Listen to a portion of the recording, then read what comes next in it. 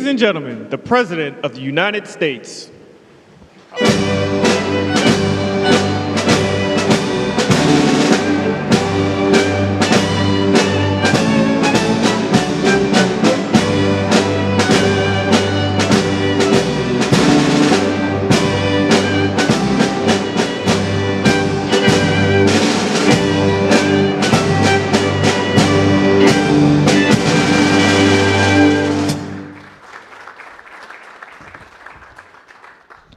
Well, thank you very much. I just said to Mike, this is fantastic.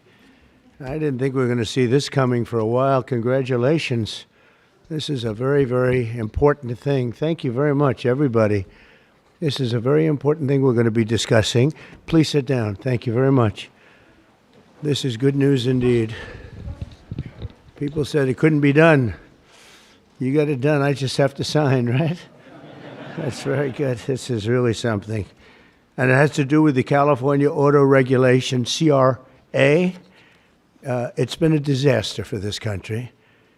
And I want to thank everybody for being here. We officially rescue the U.S. auto industry from destruction by terminating the California electric vehicle mandate once and for all.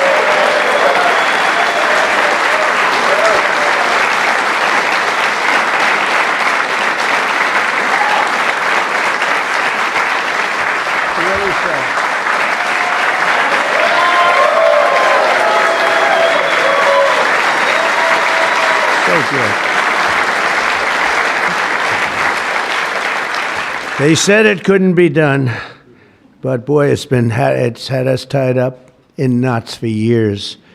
And they'd pass these crazy rules in California, and it would be 17 states would go by them. The automakers didn't know what to do because they're really building cars for two countries. When you have 17 states, you're building cars for two countries. And I want to congratulate you all, the Senate, the House, the whole thing. It's incredible. I was going to sign a executive order and give it a shot. But the one good thing with this, number one, it holds up forever. And number two, unless somebody votes it out, they'll never do that. And it's just so much better, huh? It's so much better. That's so great. Very proud of you. We're joined today by the great Speaker of the House. I think he's going to go down as a great Speaker of the House, too. I may be wrong. I may be wrong. Who knows? Who the hell knows? I think he is. And he's doing something, the only thing I would say is more important than this one, and I'll tell you what, it's almost close. That's how big this is today. But the great, big, beautiful, I added the word great, I used the word. The great, big, beautiful bill. It's going to be one of the most, I said it this morning to a group, I think it's the most important, one of the most important pieces of legislation ever signed, ever approved. So it's going to be something very special. Thank you very much. Speaker of the House, Mike Johnson, thank you. Secretary Sean Duffy, and they had a problem in India today, and you're on that. Sean's doing a tremendous job. Secretary Chris Wright, everybody said you'd never be able to get him. He's the most talented man, they say, in the oil and gas industry. I'll let you know in about 2 years if that's true.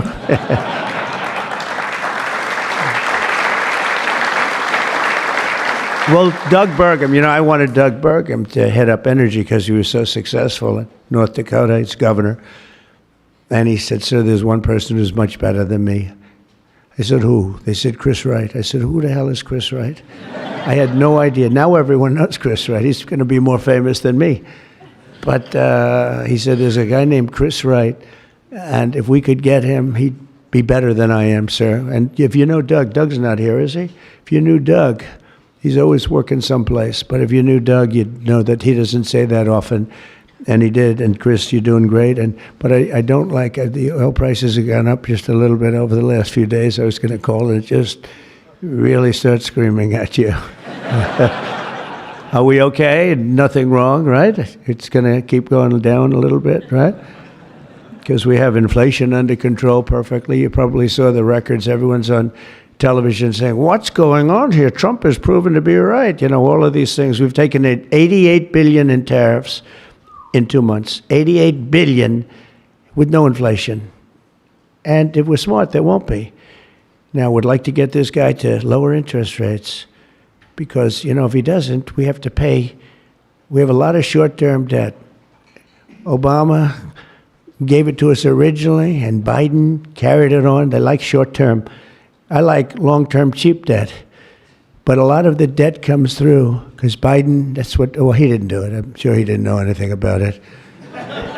But somebody approved short-term debt. It's all over the place. And it comes due starting very soon. And if we would lower the interest rates by 1 point, we'd pay about 1 point less. That's $300 billion a year. Can you believe it? 1 point. If he'd lower it by 2 points, we'd pay $600 billion a year less. That's for years, 10 years, 12 years, whatever we make it. But we can't get this guy to do it. And the fake news is saying, if you fired him, it would be so bad. It would be so bad. I don't know why it would be so bad, but I'm not going to fire him. I just want him to, we call him Too Late, right? Too Late is his nickname, like Too Tall Jones. He was too tall, T-O-O. And I just say this because we want to get rid of inflation, and we have. But we're going to be paying more for debt. And all he has to do is lower it. Europe's done 10 lowerings. We've done none. And nobody understands it. Actually, today when the numbers came out, they were so good. You saw yesterday's numbers, incredible. No inflation. Today's numbers.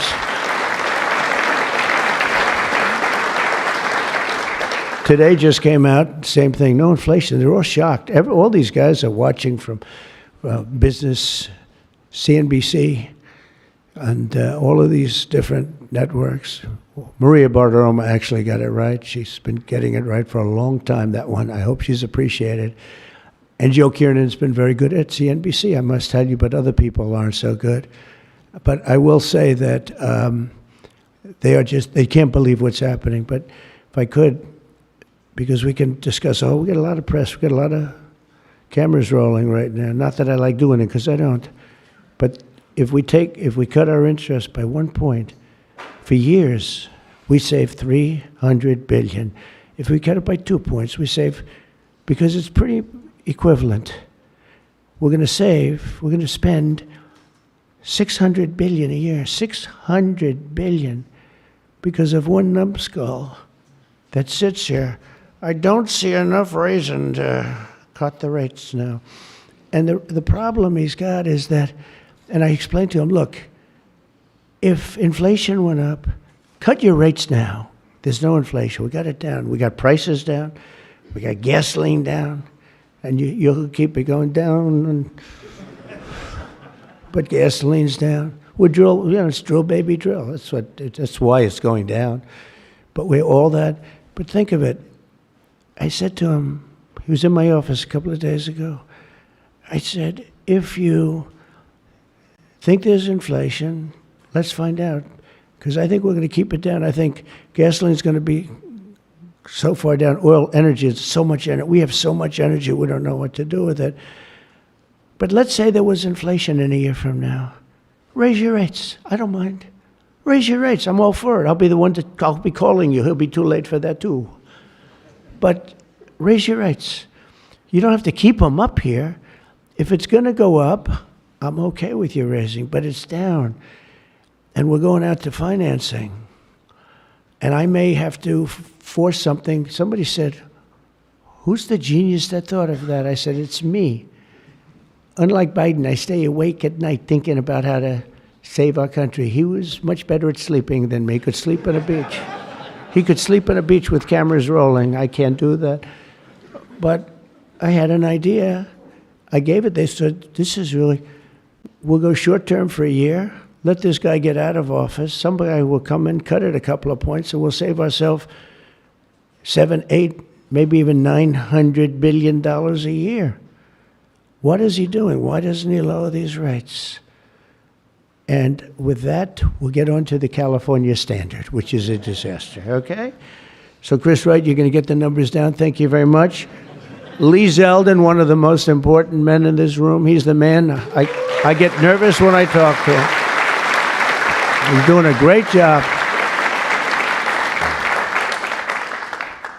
Nuclear, I say, okay, you can take 2 weeks for that approval.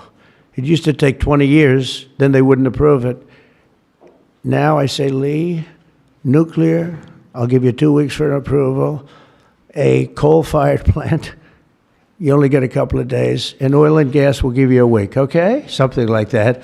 But he's doing it so fast, and we have so many plants being built right now. It's so beautiful to see. And one of the reasons they're coming here is because they have to produce tremendous, especially the AI, they have to produce beyond believable amounts of electricity. And they're doing, I said to them, I think this was more or less my idea. They didn't have the idea only because they didn't think a thing like this was possible. I said, as you build your plant, you're going to become a utility. And you're going to build a separate plant right alongside of it. You're going to build it. You're going to build a plant that produces electricity. And you'll produce it through natural gas, coal, nuclear. We don't want to produce it through wind because we don't feel like ruining 50 miles of beautiful plains and beautiful vistas. And but we want to produce it. You know, interestingly, China is opening up a coal plant every single week. But now I'm finding out it might be 2 plants every single week. And, you know, usually that's a good gauge. If they're using coal, I guess we're supposed to use coal. And, you know, we went to a coal standard. And not that you have to use coal. You're going to use whatever's best. I want to introduce also Senate Majority Whip John Barrasso, who's a tremendous guy, doctor. Okay? And he is a tremendous guy, tremendously talented doctor. When I have a medical situation for the country, for myself, I haven't used him, but I might have to. Maybe I'll do that. If it's serious enough, I think I'd probably do that. But he's a tremendously talented gentleman who happens to be a senator and one that's very respected. Chairwoman Shelley Moore Capito, and congratulations. I just endorsed your son. Did you know that? I endorsed your son. I endorsed your son, who's running in West Virginia, and he's great. In fact, he's all Trump all the time. I think much more so than you, actually. If you want. You were his largest impediment. No, I'm only kidding. He's all Trump all the time, and he's going to win big, and so congratulate him. Okay, he's really been fantastic. So many people have told me. Thank you. And House Majority Leader Steve Scalise, who's a brave man. He went through hell. Steve went through hell. And we have a lot of other people here that I won't be able to because they don't have your name down, and I'm looking, and I see people's names. I'll do a couple of you, but thanks as well to Mark Wayne Mullen, Senator. Mark Wayne, thank you. Stand up, Mark Wayne. Don't fight him. He's a serious fighter in a lot of ways, and he's a great guy, too. Thank you, Mark Wayne. Deb Fisher. Deb? Thank you, Deb. Good. Pete Ricketts, who's going to do very well in the upcoming election. Thank you. Thank you, Pete. John Husted, who's really moving along in Ohio. John, good luck. You're going to do well. All endorsed people. John Curtis, who's doing terrifically. John, thank you. Good job. They all say excellent. What can I tell you? Good job. And Bernie Moreno, who won a race that was not winnable. They all said it's not winnable. He won in Ohio. They said, you can't win that race. It's a waste of time. You're just wasting your time. Right, Bernie? Wasn't a waste of time, was it? Huh? And he won by like 5 points, too. Won by a lot. Along with Representatives Kevin Kiley, Vince Fong, Jay Obernolte, Doug Lamaffer, Darrell Issa. Where's Darrell? I haven't seen you in such a long time. Look at you. How good you look, huh? Good when you have those big margins. It's easier. John Joyce, great guy. John, thank you. Thank you, John. Dusty Johnson, Morgan Griffith, Troy Balderson, Troy from a place called Ohio, and he played very cute at one time, but then he got, boy, I'll tell you, he's become a good politician. Where is Troy now? Where I haven't seen him used for years. I endorsed you early when he was early and younger. But you still look young, and you've done fantastically good work, really good work. Claudia Tenney, New York. Claudia. Thank you, Claudia. John James. I don't know. You know, he's running for governor, but I'm not sure I'm happy about that, John. Do we have somebody good to take your seat? Because otherwise we're not letting him run for governor. We can't. You have somebody good, right? Okay. As long as you like him, they'll win. Tracy Mann. Tracy, thank you very much. Thank you very much. Appreciate it. Michael Baumgartner. Michael. Thank you, Michael. Good job. David Rouser. Thank you. Glenn Grothman. Hi, Glenn. Thank you very much, Glenn. Brett Guthrie. Brett. Thank you, Brett. Rudy Yackham. Thank you. Thank you, Rudy. And I want to thank you all. And there's some additional people in the room, but we have to get back to this. Is like so big. This is a big one. Under the previous administration, I could go point after point, everything they did, open borders, men playing in women's sports, transgender for everybody, let's go transgender. What a group of people you had over there. They must have hated our country. Under the previous administration, the federal government gave left-wing radicals in California dictatorial powers to control the future of the entire car industry all over the country, all over the world, actually. Because they have to build a car. They can't build 19 different cars called the same thing. And really, it was all over the world what was happening. They approved Governor Gavin Newsom's ridiculous plan to impose a 100% ban on all new gas-powered cars within a very short period of time. Think of this. You couldn't buy any other car except an electric-powered car. And in California, they have blackouts and brownouts. They don't have enough electricity right now to do the job. And countrywide, you'd have to spend $4 trillion to build the firing plants, to be able to, they call them a lot of things, charging plants, firing plants. $4 trillion you'd have to spend. In the Midwest, they built 9 of them. 9 individual, it's like a pump, just like a pump, except instead of gas, electricity comes out. They built 8 of them. $9 billion they spent for 8 little hoses, $9 billion. Now, I'm sure they could have done it for about, 1/1000th of that, but even if they did, it's unaffordable.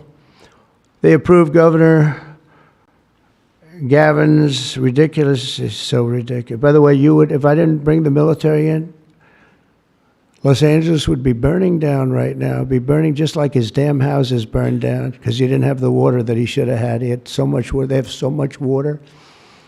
We had to send in the military to free up the water. And we did that right after the fires. We told them to do it in the first term. But just like that ridiculous plan, this is a plan to ban, think of it, a plan to ban 100, and they call it the 100% ban on all new gas-powered cars and abolish 75% of the gas-powered trucks. 75%. The trucking industry saw me. They said, sir, it doesn't work. Number one, the trucks are so heavy. They're 2.5 times heavier than a diesel-powered truck. So one of the big truckers owns 28,000 trucks, big company, tremendous company. He said, I go out of business immediately. I'm not going to play games. He said, did you explain these things to the government officials? Like the truck weighs 2.5 times more than a regular truck, a gasoline-powered diesel. And he said, based on that, we have to rebuild every bridge in the United States of America because it wasn't designed to hold cars and trucks that heavy because the batteries are very heavy. They're, probably lead, but they have a lot of things in those batteries that weigh a lot.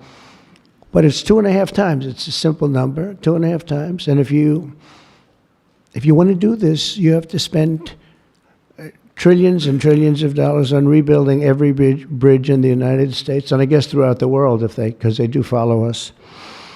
And the big rig buses and even cement trucks, they want to abolish certain categories of truck, but they want to go 75% of all of these trucks have to be abolished almost immediately. I mean, the time is just crazy.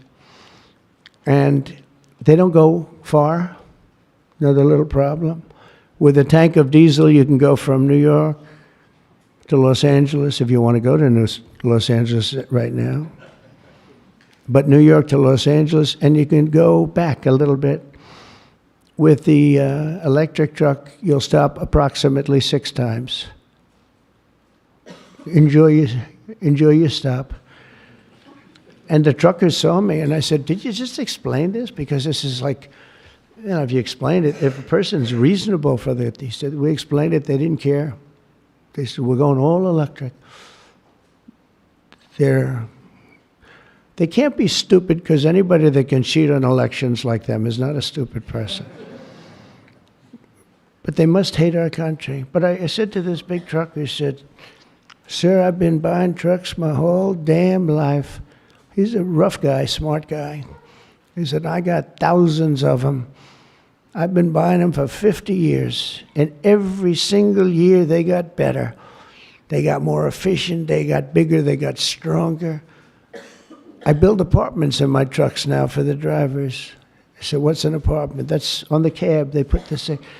And sir, I know you like luxury, but you wouldn't mind living in one of these. I said, maybe I would, maybe I wouldn't. I mean, it doesn't sound too appealing, but I said, so what's the problem? He said, so I noticed one thing. For 50 years, every single year, one thing happened. They got better. They got stronger. They got more efficient. They got faster. They could carry any load. If we went to this standard, we'd go back beyond 50 years. They wouldn't go as far as a truck from 50 years ago. It would be too heavy and have all the other problems. He said, we'd be going backwards. We'd be taking a trucking industry, would be starting all over. But actually, it would be worse because it was better 50 years ago than. So I said, what are you going to do if I don't win this election? This was before the election. He said, you don't win the election, I'm going to close up my business because I'm not going to lose he said, I'm not going to lose my ass. I know exactly what's going to happen. It's going to be a catastrophe. It's the craziest thing I've ever heard. They're making you buy stuff that doesn't work. It's no good. It doesn't work. And I'm all for electric. If you want to buy electric, you can buy electric. Cars are great. If you buy the right ones, cars are great. And you should be given the option, buy the electric car, buy a gasoline-powered car, buy a hybrid. Probably not hydrogen, because hydrogen has a tendency that when it blows up, you're gonzo. It's over. They find you 75 yards down the road, Where is he? Well, I think that's him, but I'm not sure. So, they said, we think we can solve the problem. I said, that's not good enough when they think. No, it sounds like it's quite severe. If it doesn't work, Steve, it'll work most of the time, but if it doesn't, it's over. It'll make your accident look like peanuts compared. You wouldn't be around, I'll tell you, because it's pretty bad. But some people like it. I don't know. Let's see what happens. But I would say it's off to a bad start. But because of the size of California's population and the fact that 17 other states follow California, that's the problem. 17 other states follow California. They have the most ridiculous laws I've ever seen for a lot of things. This is just cars, and trucks, and they have a lot of them for other things. But it's called the California Car Standards, and this horrible scheme would effectively abolish the internal combustion engine, which most people prefer. Like so far, I'd say about 90%. In fact, General Motors announced yesterday they're going to spend about $6 billion because of tariffs, and maybe because of my election on November 5th, but because of tariffs, I think, more than anything. They're all coming back. They're coming back from other countries that took them 25, 30 years ago. They're all coming back. We have now almost $15 trillion They had almost nothing last year, and the year before they very, very little. Nobody wanted to be back here. Nobody wanted to come to our country anymore because we were like stupid people. We looked like stupid people. We were laughed at all over the world. Now we're not laughed at anymore, I can tell you that. But they wanted to shatter our domestic supply chains and literally grind civilization to a halt. We would have gone so far back. It's hard to believe, actually.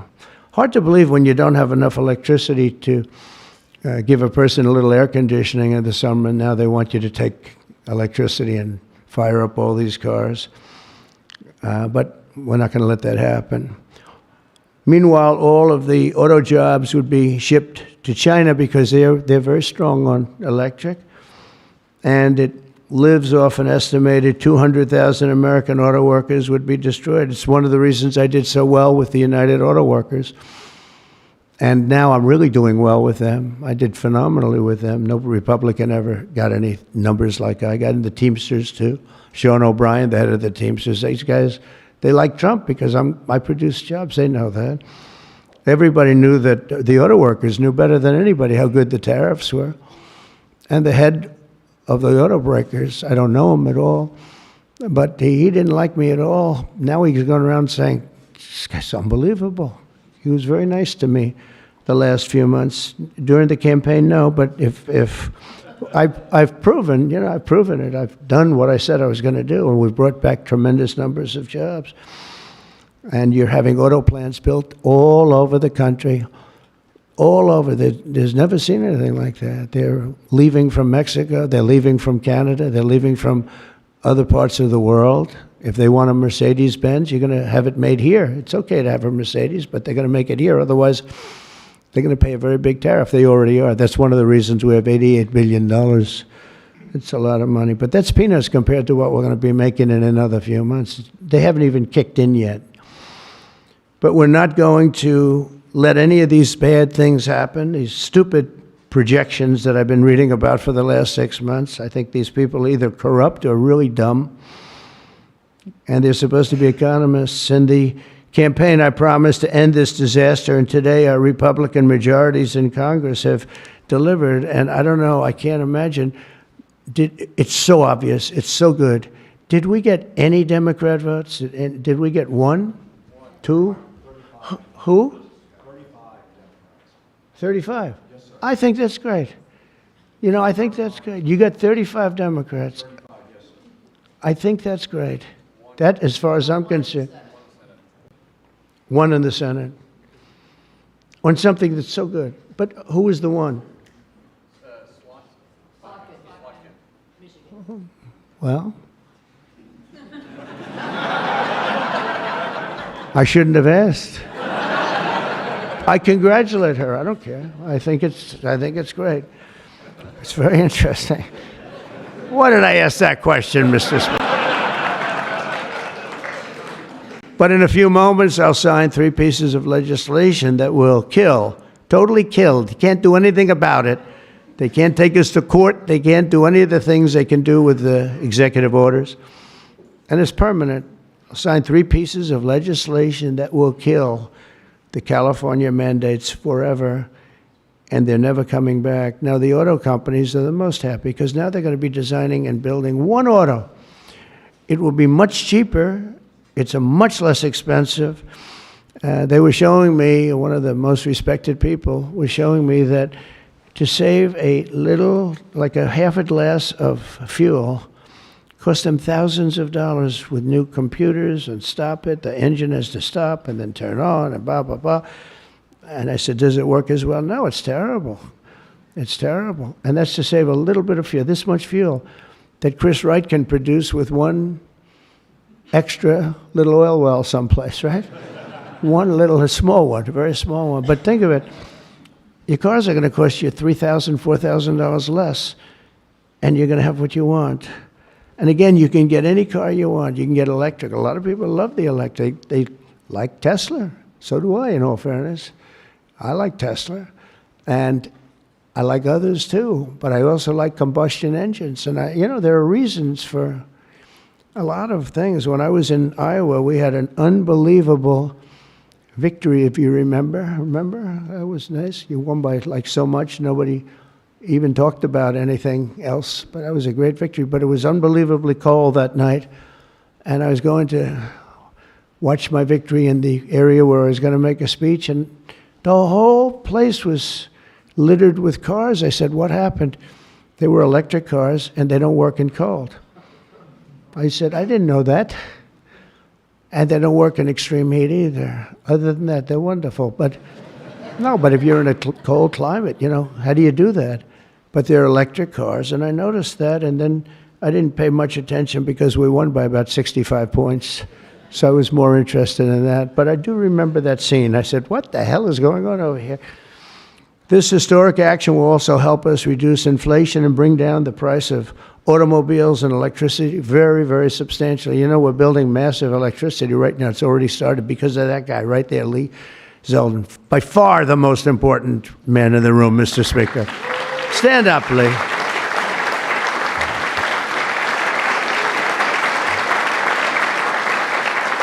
He blows you guys away, John. He blows the politicians away. I'm sorry right now. He's a great politician. He almost won for governor in New York, which is just missed by a few points. And that was another race that was not winnable, but you almost got it. But I think what you're doing now is even bigger if you want to know the truth. I think it's actually more important if you can believe that. Under the previous regime, car prices skyrocketed as a direct result of the mandates. These mandates, this nonsense that you had to do. And they had so many other rules and regulations that the car companies who are here today appreciate that. And Susie Wiles is here today. Stand up, Susie. Most incredible woman. Most powerful woman in the world, they say. She's the most powerful. She was rated the most powerful woman in the world. Susie Wiles. One phone call and a nation is destroyed. She could destroy 5 nations with 5 calls, and she's doing a great job. More importantly, right? Doing a great job. Nobody like. Energy prices would likewise soar as a radical left forced more electric vehicles onto the grid while blocking approvals for new power plants. They want to block the approvals. They want you to have a car with electric, but they block the production of the juice that runs the cars, and all of them, all forms of cars. It's just the craziest thing. We're in a different sphere now. We're in a whole different planet right now. The result would be rolling blackouts and a collapse of our power systems. We'd have a total collapse. You couldn't do it. You couldn't even do it.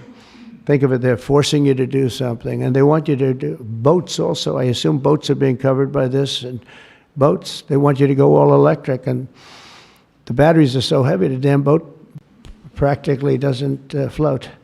I used to have a lot of fun talking about that one on the tours. We'd talk about it. And I said, what would happen if the boat sank? Because we went to North Carolina, South Carolina. We visited boat factories. Unbelievable guys.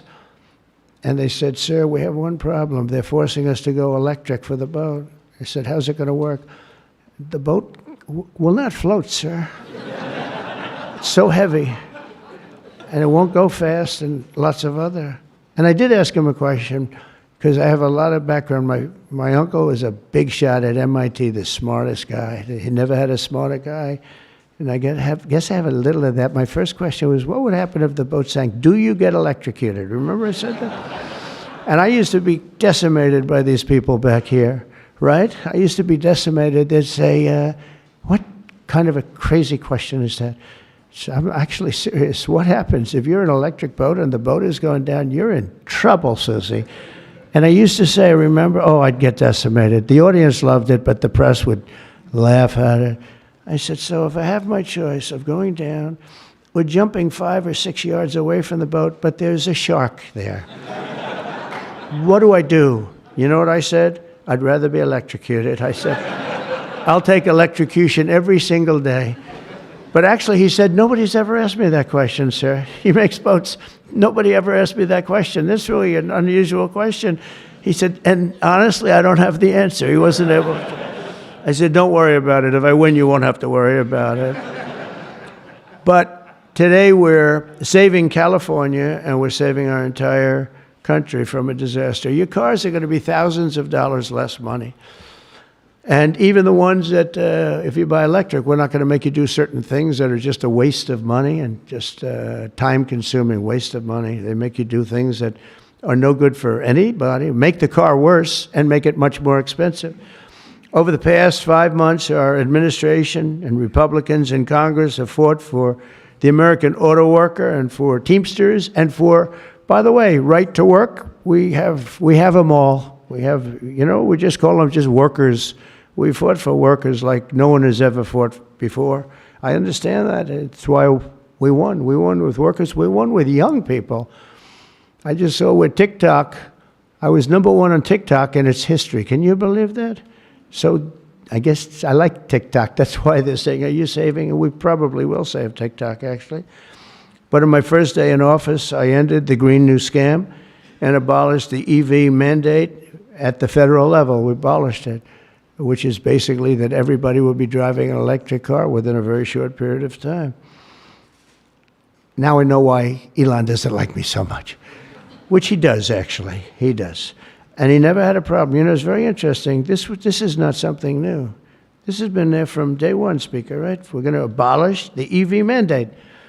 And Elon still endorsed me because, honestly, he never, ever spoke to me about that.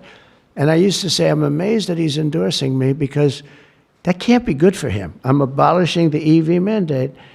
And I once asked him about it. You never talked to me about that. He said, well, as long as it's happening to everybody, I'll be able to compete. It was a very interesting answer. I thought it was a very honest answer, to be honest with you. And I talked about it, that incredible, you would have thought he would have been, from day one, you got to make sure you don't do the EV mandate, the abolishing, and never did. Very honest in that sense. And he did say to me, I actually asked him because it was like really strange how I'm with him. He's very, a friend of mine, and he makes electric cars, and we're saying you're not going to be able to make electric cars, or you're not going to be forced to make all of those cars. You can make them, but it'll be by the market, judged by the market. And that's what he said. He said, as long as I'm on the same plane as everybody else, we're going to do good. We make a better product. I said, that's very cool. It's very cool. That was my answer. After that, he got a little bit strange, but I don't know why, over much smaller things than that. As part of the One Big Beautiful Bill, we'll also further slash the funding for the Green New Scam. As you know, it's the greatest scam in history, saving American taxpayers hundreds of billions of dollars. The windmills are killing our country, by the way.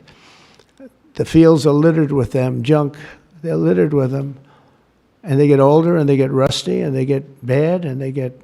This is other countries also. It's the greatest scam in history. It's the most expensive energy you can buy. They're ugly. A friend of mine comes from Minnesota. He's been in New York. He hit it big. He's a very successful guy, actually. And he wanted to go back, see his mother who's not well. And he went back to Minnesota. Hasn't been back there in 20 years. And he said, it's unbelievable what happened. He said, I'm driving down a highway and up a certain road, and the most beautiful fields. I remember them so well. And I was so looking forward to seeing them again. And I looked at them, and they had windmills all over them, these horrible, horrible structures. A very smart guy, this guy. He said, these ugly, horrible things.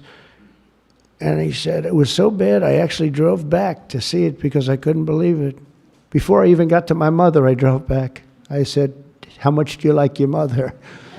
But no, it hurt him to see it. He said, I looked at this field that was one of the most beautiful places in my own mind and imagination that I've ever seen. And I said, it's littered with this garbage. It looked like a junkyard, he said. And some, then you get different manufacturers, and they don't look alike, and they're not painted alike, the different colors. You have, even if they're white, one's a beigey white, one's a darker white, one's a lighter white. And then they start to rust after 4 or 5 years. And then they start to wear out, and nobody takes them because you're not allowed to bury the propellers, the props, right? You can't bury the props for some reason. I don't know why, but they say that you can't bury a certain type of fiber, and if it goes in the ground, we're all going to die. It's what bullshit this is, okay? They can't bury. So what they do is they leave them up. If you go to Palm Springs, California, take a look. You go into this beautiful community. Before you go, it's like you're riding through a junkyard. Windmills all over the place. Tall ones, short ones, dead ones. They're all dead. Some are hanging over by a thread. They never take them down. They just leave them there, and they start to rust. It's one of the greatest scams, and it's also the most expensive energy. And the environmentalists say, oh, we love wind. It sounds so good, but it's a horrible thing. Environmentally, it's a horrible thing. I say that to you. It's wind, and we are going to have virtually no, one mandate we have, we're going to natural gas, nuclear. Nuclear, we just had a big signing with nuclear, making it easier, safer, and better. It's really, I would say, probably more than any other form of energy that's come about. It's been amazing what's been done. It's very safe, very good, and very inexpensive. But we're not going to let windmills get built because we're not going to destroy our country any further than it's already been destroyed. You go and look at these beautiful plains and valleys, and they're loaded up with this garbage that gets worse and worse looking with time. It starts when the rust comes. 4.5 years, it starts to rust. And it's very expensive to paint them. So they don't paint them, and they're horrible. What's happened is horrible. So we're not going to approve windmills unless something happens that's an emergency. I guess it could happen. But we're not doing any of them. I hope the Senate will soon pass a bill the House can quickly approve and get to my desk by the 4th of July. We'll have this done. And to further defend our auto workers, I imposed a 25% tariff on all foreign automobiles. Investment in American auto manufacturing is surging because of it. They have Mercedes all over. They pay 25% if they don't make the car in the United States. And because of that, and this could have been done long before Trump, this could have been done by any one of the presidents. I did it with China. The reason you don't have Chinese cars here is because I imposed it my last term. I actually asked the question, I said, do we have any Chinese cars here? No. Why? Because you imposed a 25 or 27.5% tariff on Chinese cars. So they're not coming here, but they are going to Europe all over the place. But I love China. We just made a deal, and I respect President Xi a lot. And we made a deal that's good for both countries. The deal we made with China, good for both countries. Going to be a lot of money made, and it's going to ultimately open up China, which is the ultimate thing. And I'm going to be working with President Xi. We had a long talk about it. And that's going to be good for China. It's going to be good for us. But we're going to be opening up China. That's bigger than what we signed. And I think had we not signed it, that wouldn't be happening. It's going to happen. It's going to happen fairly soon. But to further defend our auto workers, I imposed this 25% tariff on all foreign automobiles and investment in American manufacturing and auto manufacturing. All manufacturing is surging. And I might go up with that tariff in the not-too-distant future. The higher you go, the more likely it is they build a plant here. Ford has just announced that it's going to invest $500 million in some of the things involved in what we just did. General Motors is going to spend $4 billion. They just announced that yesterday. Stellantis announced that it's going to reopen its Belvidere assembly plant. That's good. I know the plant very well. Had a lot of problems. They're going to spend $5 billion. And Hyundai announced that it will invest $21 billion in America. They wouldn't have invested 10 cents if we didn't have tariffs, including for manufacturing American steel, which is doing great. American steel is doing great now because of what we did. You wouldn't have, if I didn't put tariffs on steel, they were dumping steel. China and a lot of other countries were dumping steel in our country. Garbage steel, dirty steel, bad steel, not structurally sound steel, real garbage, but it was still there, lots of it. And if I didn't put tariffs, I put 25 and 50% tariffs on steel, right? John James would put tariffs on steel, and we were doing great with steel. Now we're really doing great. A big investment is being made in Pennsylvania. You've been reading about it. They're going to spend $17 billion on U.S. steel. And all the steel workers wanted it. And we have a golden stock. We have a golden share, which I control or President controls. Now, I'm a little concerned whoever the President might be, but that gives you total control. It's 51% ownership by Americans. And we have a company, a great company, Nippon. They're coming in from Japan. They're going to spend $17 billion. And somebody said, well, what happens if it doesn't work out? I said, they spent $17 billion. We can't put it on a trailer and drive it to Japan. This is a steel mill. You know, some businesses you can move. You move your office, and that's where the business is. With this business, they're spending 17, think of that, 17 billion. They're going to have them all over the country. I want to introduce several of the great Americans representing the millions of people whose livelihoods we're saving with today's action. I just can't tell you how incredible this action is, because nobody thought. This was one that I wasn't so, I would have rather had it than almost anything, but I was told by everybody, except that guy right there, that you couldn't get it. Bill Kent runs a chain of family-owned convenience stores that opened in West Texas in 1957, known as Kent Quick. And Bill, if you could come up and say a few words about what the signing means to you, please.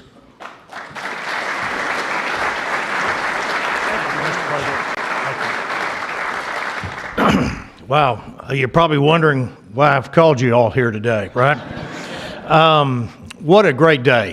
From my perspective, I'm in the convenience store and petroleum marketing business, and what this does is it gives us freedom. It gives the consumers freedom to pick what kind of car they want, but more importantly for us, it gives us the ability to plan going forward, because with mandates, we were forced to have to look at putting in infrastructure that frankly is extremely expensive and doesn't give you any return.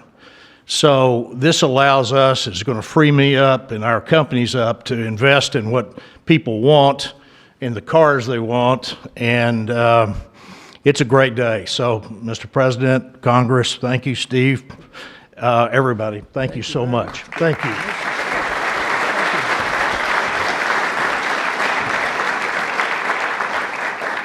And a friend of mine for a long time is John Hess. He's one of the top CEOs in the country, and he's now the CEO of Hess Corporation, one of the biggest oil producers, and he's a fantastic person with great knowledge of the subject matter. Can you say a few words, John? I see you in the audience. Come on, thanks.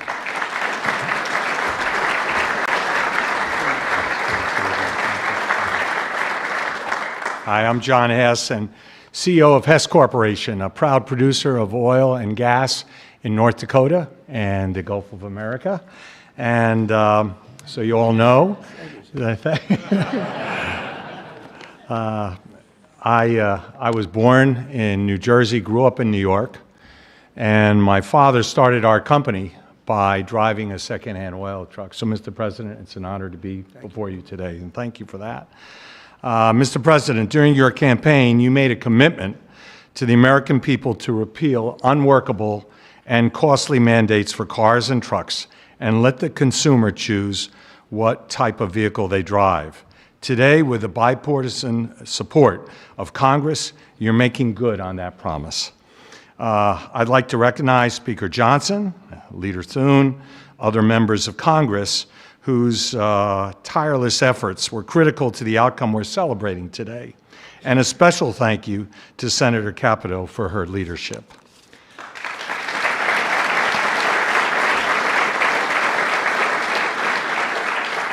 This announcement today is about consumer choice and affordability for American families.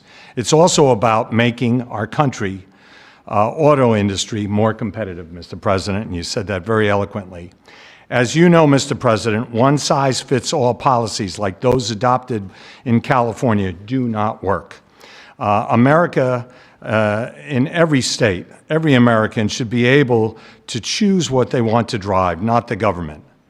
We as a country would be basically leaning into our competitive advantage with this repeal on oil and gas. Oil and gas are a strategic industry for our country, underpinning energy dominance, economic prosperity, and national security. We are truly energy independence. So, Mr. President, on behalf of Hess Corporation, on behalf of the oil and gas industry, and every family across our country, thank you for your courageous leadership and your commitment to consumer choice and energy affordability. Thank you very much.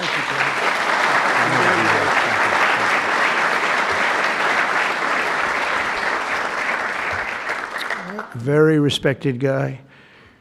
The California EV mandates would also have devastated our nation's incredible truck drivers and the trucking industry, and I gave you a little bit of a rundown on that. But a diesel-powered semi-truck can drive from Reno, Nevada, I'll give you some other locations, Nevada to Los Angeles, California, and back on a single tank of diesel oil, diesel fuel, but the same exact journey would require an electric truck driver to stop also 6 times at recharging stations, adding an estimated 9 hours to the trip. I don't know too much about the trucking industry, but this is not sounding good.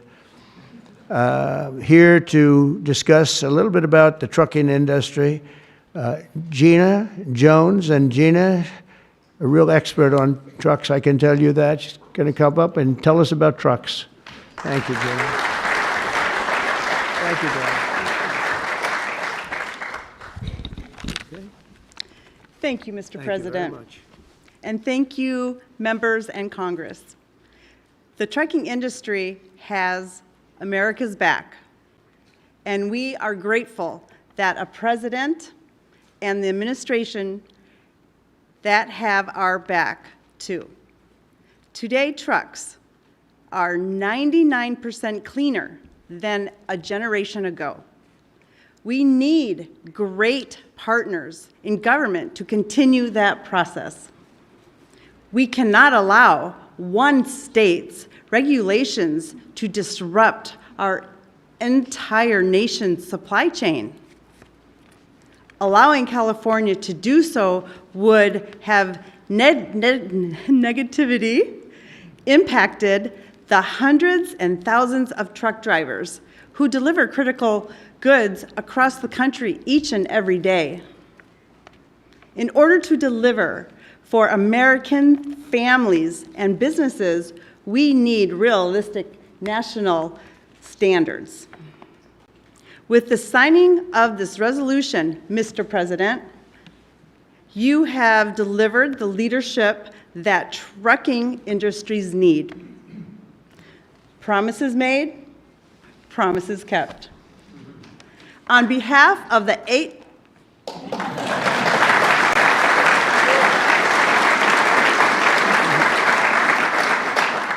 On behalf of the 8.5 million Americans who work throughout the trucking industry, I thank you. Thank you very much. Thank you very much. Great job.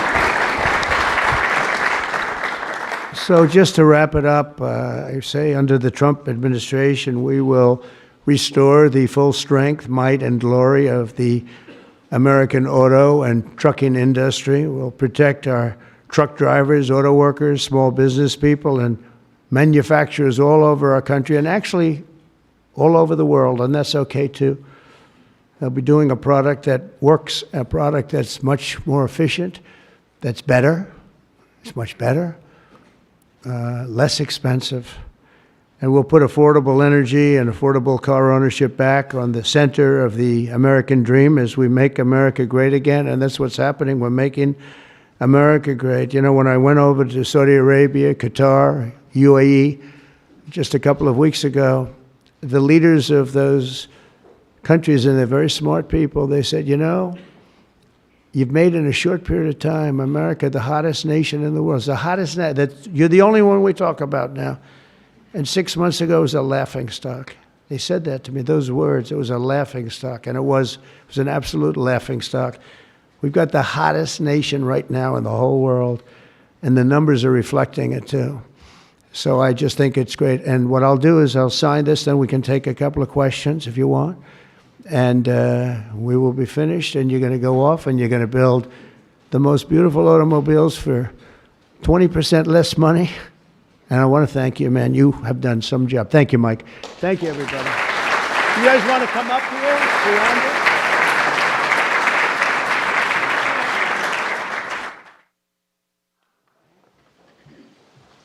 Come on, surround it.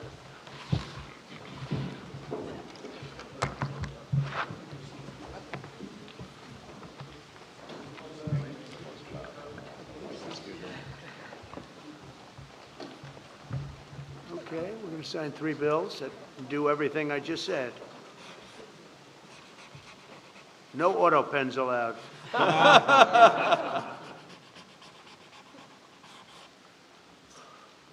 for you. Keep that mic.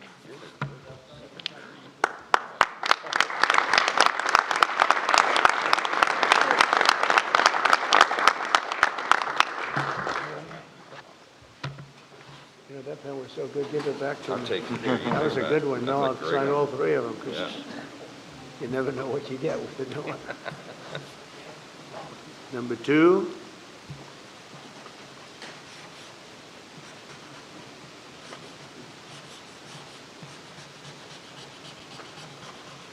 Very steady hand. It's very important. Very steady.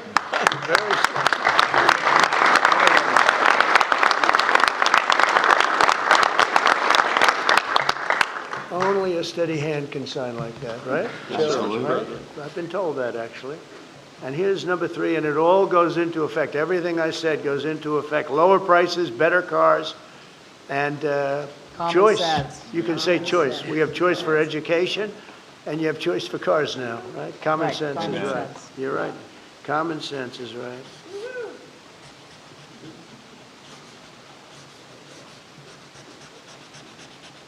Okay, now I can give you the pen. And I'll give you these.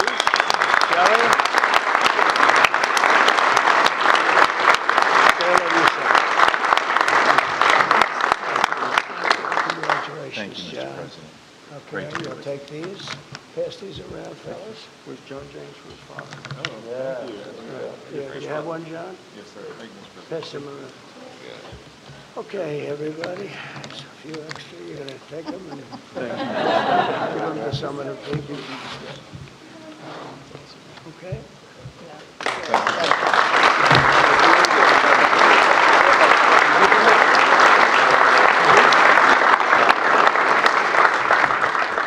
Go ahead, please.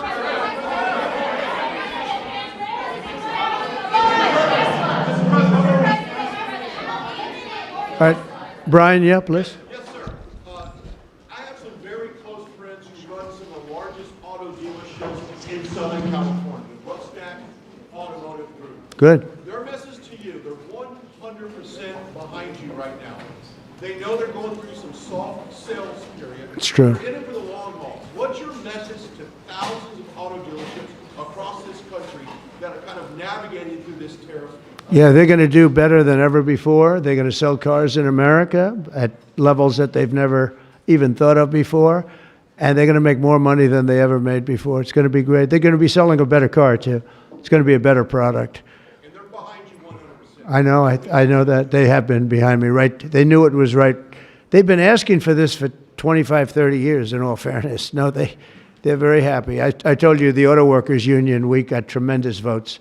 But they like me today even better than they did on Election Day on November 5th because they see the results now. They're all happening. And yeah, and they have plants moving in, Brian. A lot of plants are moving in. Thank you very much for that question. Yeah. Was Governor Gavin Newsom trying to kill the auto industry then? Oh, he was killing the auto industry. I don't think he knew it. I think he's a guy who he's just got a faulty thought process. You look at that train. The train is the most. I've seen people, stupid people with cost overruns for years. I've watched where something would cost twice as much or 3 times, but this thing is costing 20 times more. It's the most incredible disaster I've ever seen. That's one. The cars are just as bad. Everything's bad. And now you have this situation. So his own sheriff, who's a good man, by the way, said 2 days ago or 3 days ago that we could not have done this without the military. They were going to take over they couldn't have done it. Now today they got him to change his tune. He said, Oh, I think we could have handled it. It's so sad. He was so honest. I was using his quote all over the place, and they got him to change. But he knows. Los Angeles would be right now burning to the ground, just like the houses burned to the ground. It's so sad what's going on in Los Angeles. Think of it. They had a fire that should have never had because they should have listened to me in the water. Eventually, we broke in and we had the water come down from the Pacific Northwest. I could show you pictures now with the half pipes, the big half pipes coming all the way down California. Water, so much water. They don't have any droughts. They don't have any. They have so much water. They sent it all out to the Pacific Ocean for 20 years. So ridiculous. And we got them to take it now.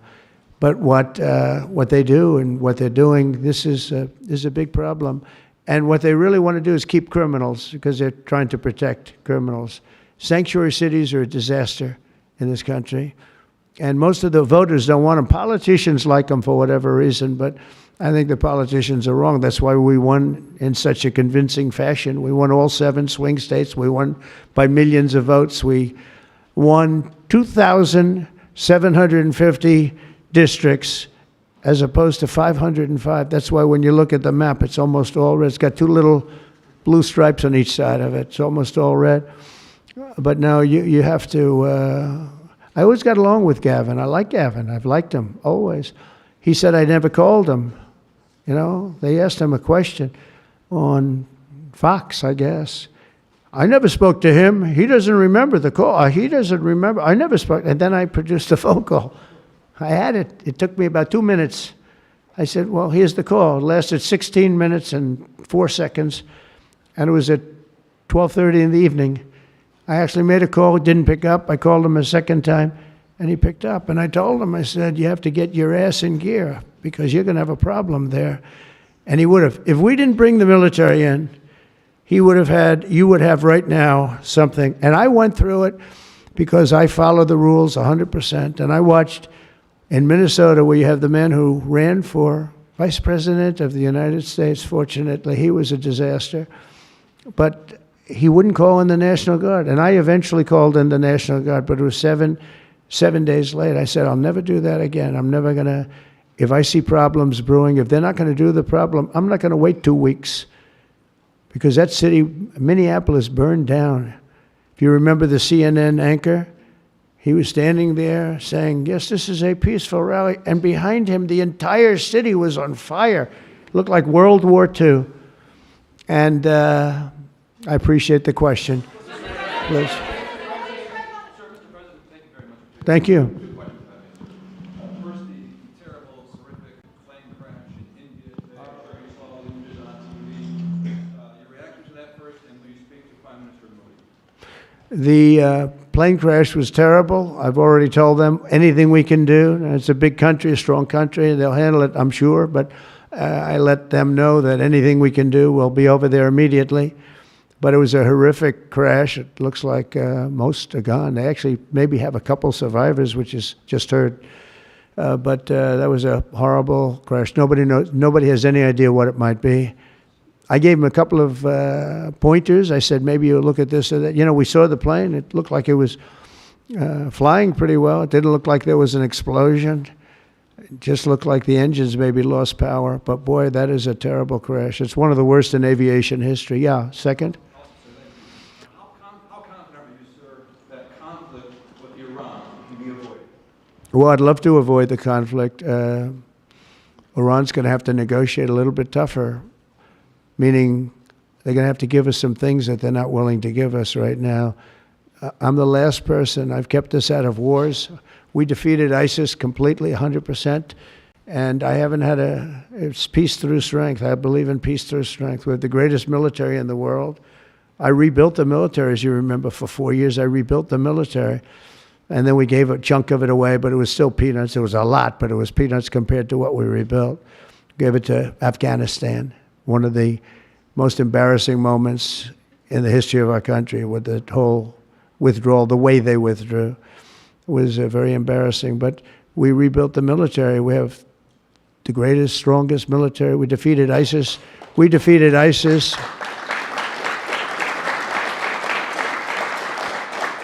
We defeated ISIS in 4 weeks. It was told to be 5 years. It was going to take 5 years, anywhere from 4 to 5 years. We did it in 4 weeks, with, by the way, headed by the general who's now the head of the Joint Chiefs of Staff. That's why he's there. He said it would take 4 weeks, and he did it in 4 weeks. He did actually a little bit faster. So we have a great country, and we're going to keep it that way. And when it comes to Los Angeles or other cities, if we see other cities are gearing up, and these people are agitators, they're paid, they're professionals, they're insurrectionists, they're troublemakers, they're all of those things. But I believe they're paid, and we're going to find out through Pam Bondi and her great staff, her great people at Justice, who they are. And Mike, I think you're doing some investigations in that in Congress, but we're going to find out who they are, because they're really, I think what they're doing is unbelievably illegal. Just one thing. So they took the bricks away from people. They're walking in with satchels of bricks. Now, why do you have bricks? You have bricks because you throw bricks. They're very potent. If they hit you, they kill you. And they took them away. The military took them away. They saw him. What the hell is this? The guy could hardly carry me. Many bricks. He's a strong guy. Couldn't carry him. And they saw that, and they took him away. Then they found others with bricks. But they're ingenious. They also brought hammers along, very heavy hammers. And I saw them pounding the curb and pounding the sidewalk. And it was like a military operation. This guy's pounding strong, boom, big shots. And it was breaking up granite, the granite curbs. And the granite was breaking up, and the concrete was breaking up. And there was lines of people standing there, and they're handing him. And then he stopped handing them. They just went down and picked him up. It was so professional. I said, that's a professional organization. This is not like people at random. This guy's breaking up because they couldn't use the bricks. So who would think of this even? Did a lot of damage. A lot of curbs are broken. A lot of sidewalks broken. But I never saw that before. That's one I haven't seen. I thought I saw it all. And they have it on tape. And with that, people get killed. You know, they go to the bridges and they drop the concrete off the top of the bridge with a car coming along at 70 miles an hour, and the person dies. And we had a lot of car problems. You saw that. They were all over the road. They were littered all over the road, where the cars got stopped by concrete going through the front windshield. Now, these are bad people. If we didn't go, Los Angeles right now would be on fire. It would be a disaster. And we stopped it. And last night was very good. Nobody showed up. You know why they didn't show up? Because we were there. If it was just the police, because the police are great. I know those police, they're great, but they're told not to do anything. They're not allowed to act. Thank you.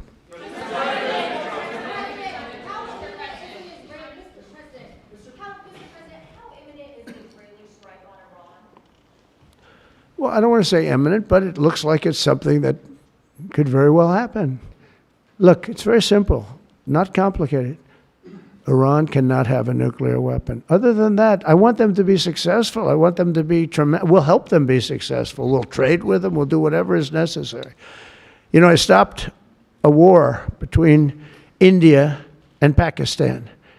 And I stopped it with trade. Nobody, I don't think I've ever seen a story written about it, but it was pretty cool. They were getting ready. Pakistan was their turn to hit, and eventually they're going to go nuclear.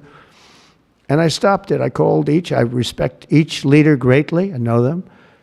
And I spoke to them, and I talked about trade. I said, but you're not trading with us if you're going to go to war, if you're going to start throwing nuclear weapons around. And I said it to both of them, and they were both unbelievable, actually. They understood it exactly. They stopped. I stopped that war with phone calls and trade. And India's here right now negotiating a trade deal, and Pakistan's coming, I think, next week. And I'm very proud of that. Nobody died. Nobody, the nuclear weapons, they each have very severe, very substantial numbers of nuclear weapons. And I think we should get some credit for that. You know, the whole Republican Party should, because that's their mindset. Please. Yes, ma'am. What?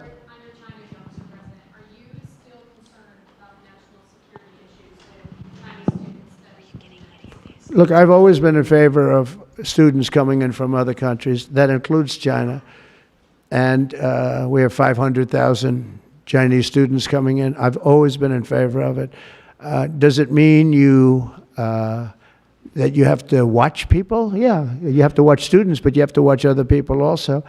I've always been strongly in favor of it. I think it's a great thing. It's also, it's good for our schools. It's good for, I think it's good for our country. I'm also in favor of having them stay. I've been in favor of letting them stay. If you get educated for 4 years, you're willing to get educated for 4 years. I like people being able to stay. You know, they have some great students. You have some, these are Republicans clapping. You know, because a lot of Republicans don't like that idea. I happen to like it. I'm a real Republican, believe it or not. But I like the idea. They go 4 years. To me, that's almost like, you know, just buying your way in a very legitimate way. And, you know, you have stories where Apple wants to hire somebody and they can't hire him because he can't stay. He went to a great school. He finished first in his class. They made him a big offer. And everything's done, but he has no idea whether or not he's going to be able to stay. And I'm all for making sure that people like that can go to work for all of our great companies. And you know what they do? They go back to their country, and there are stories that are all over the place. They go back to their company, and they start a company just like they were going to start here. They end up starting it in China or India or someplace else, and now they're among the richest people in the world. They've got thousands and thousands of employees that make it great. This is happening all the time, because they're not allowed to stay. And I think we'll probably end up doing something about that, right? I think. Yeah, go ahead. Go ahead. You in the blue, please. Light blue. Thank you, Mr. President. How close are you to setback on between Ukraine and Russia? We see a very bad escalation. Are you going to leave it in the hands of the Europeans? I'm very close to the situation. I'm very disappointed in Russia. But I'm disappointed in Ukraine also, because I think deals could have been made. And, you know, we're losing 5,000 to 6,000 people a week, soldiers mostly, but also people living in towns because they're getting hit by missiles again. How'd you like to live in a building and you think a missile has a good chance of hitting your building during the evening? It's horrible. Must be horrible to live like that. But, I mean, we'll get it, but it's, I'm disappointed that it's not done. We did great with India and Pakistan. We did very good with Israel. I thought, look, October 7th was a disaster. People forget, you know, they like to forget. That was a horrible thing. But, you know, none of these things would have happened if I were president. If I were president, none of it would have happened. You wouldn't have the Israel problem. Iran was broke. They had no money. We had big sanctions on them. Biden immediately let them get rich, $300 billion they have right now. But they had no money for Hamas or Hezbollah. They had no money for anything. It was perfect. We wouldn't have had inflation that was caused by oil, Chris. The oil price went through the roof. It was also caused by their spending, but it was caused more by oil than anything else. The oil went so high, got close to $100 a barrel. And that caused, and that also kept the war going with Putin, because at $100 a barrel, that was a big money-making experience. But now it's down to where it's not so good for them anymore. No, it's very important to get that solved. That's a bloodbath. That's a terrible bloodbath that's going on. Yeah, please, go ahead. Following up your question, answer on India and Pakistan for stopping the war between them. India says that they cannot talk to Pakistan unless Pakistan takes actions against terrorists. I mean, we're going to get those two getting together, you know? I told them, India and Pakistan, they've had a long time rivalry over Kashmir. And I said, I can solve anything. I'll be your arbitrator. I will be your arbitrator. I can solve anything. And I started the first question, how long has it been going on? They said, 2,000 years. I said, oh, that's a problem. Maybe I'll take it. Mr. President. When I heard 2,000 years, I said, maybe I'll have John Hess solve that problem. Mr. President, will you punish Israel for striking Iran? Peter? Thank you, President Trump. I have two. First, on immigration. What made you change your mind about targeting in California farmers and people in the hotel and leisure business? Well, we're not targeting. In fact, if you look today, I put out a statement today about farmers. Our farmers are being hurt badly by, you know, they have very good workers. They've worked for them for 20 years. They're not citizens, but they've turned out to be, you know, great.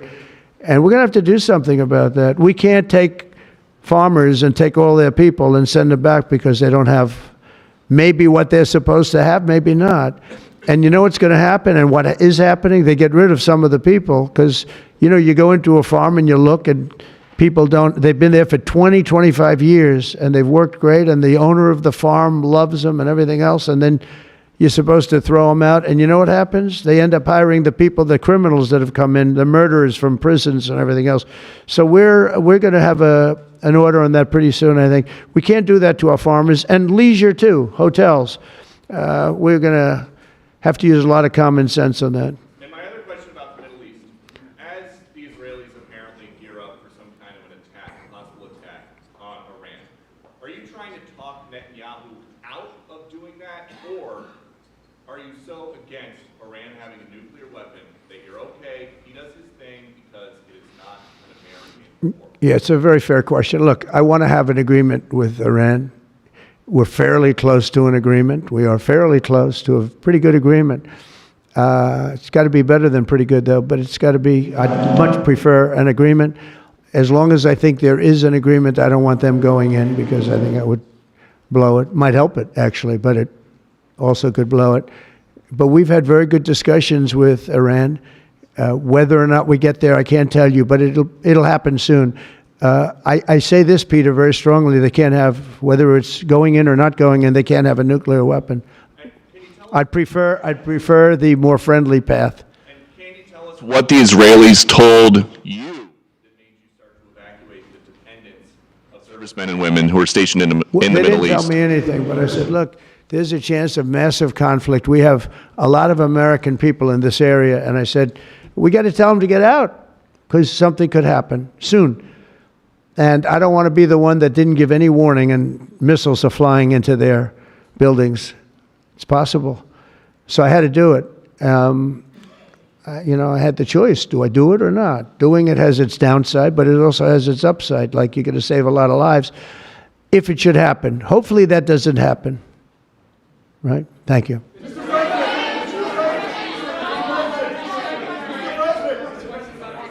President, for Americans that are coming to Washington on Saturday for military break, It's going to be a great day. what would you like folks to take away from that day? What would you hope that they would remember? And also, Mr. Great President, our country is, and how strong our military is. We have the strongest military in the world. You know, it's very interesting. 3 weeks ago, it was the end of world anniversary, end of World War II, and I called France and Macron, who's a good man.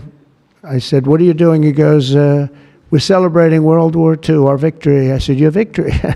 Your victory? Tell me about that."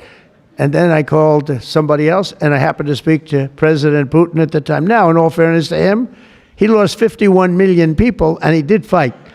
Russia fought. Sort of interesting, isn't it? He fought with us in World War II, and everybody hates him. And Germany and Japan, they're fine. You know, someday somebody will explain that, but I like Germany and Japan too. But Putin is a little confused by that, you know. He said, we lost 51 million people, and we were your ally, and now everybody hates Russia, and they love Germany and Japan. I said, let's explain that sometime, okay?